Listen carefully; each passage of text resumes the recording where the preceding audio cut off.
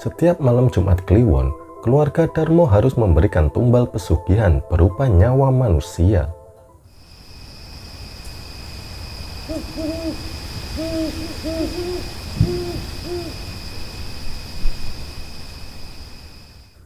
Selamat datang di Buzz Story, cerita waktu malam.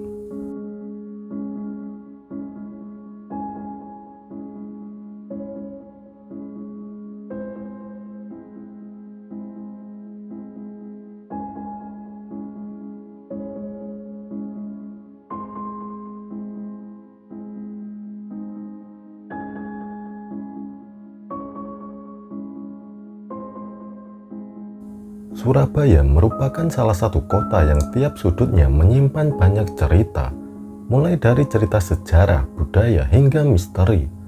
Warga Surabaya pasti sudah akrab dengan kisah horor rumah hantu Darmo. Kisah rumah hantu ini dikenal di kalangan ghost hunter, bahkan sampai dibuatkan film pada tahun 2014 berjudul Malam Suro di Rumah Darmo. Rumah megah dengan luas tanah 1.500 meter persegi itu terdiri dari 3 lantai dan sebuah ruangan bawah tanah, dan memiliki lebih dari 10 ruangan yang sebagian diantaranya masih kokoh berdiri.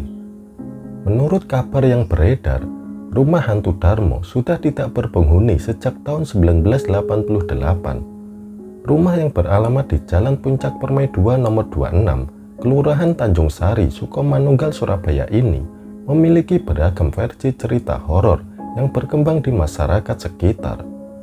Versi pertama, sebagian besar sumber mengatakan rumah kosong ini menjadi angker akibat pesugihan yang dilakukan oleh keluarga pemilik rumah tersebut. Diceritakan, keluarga itu dulunya sangat kaya raya dan bergelimang harta. Setiap malam Jumat Kliwon, keluarga Darmo harus memberikan tumbal pesugihan berupa nyawa manusia. Lambat laun, keluarga tersebut berniat mengingkari perjanjian mereka dengan mengganti nyawa manusia dengan hewan. Sikap curang itulah yang menjadi awal malapetaka pemilik rumah. Mereka sempat mencoba pergi meninggalkan rumah dengan naik kapal laut agar kutukannya terpatahkan. Namun naas, mereka berakhir tenggelam dan tidak pernah ditemukan. Dalam suatu kesempatan, Komandan Security Komplek Perumahan Darmo memberikan keterangan terkait rumah tersebut, bahwa pemilik rumah hantu Darmo disebut meninggal di Selat Bali ketika ingin berlibur. Kapal pribadi yang ditumpangi karam dan mereka sekeluarga mati tenggelam. Ada juga kejanggalan pohon besar yang tidak bisa ditebang saat pembangunan rumah itu dulu, hingga harus dibantu oleh seorang kiai dari Banyuwangi untuk bisa menebang pohon besar tersebut.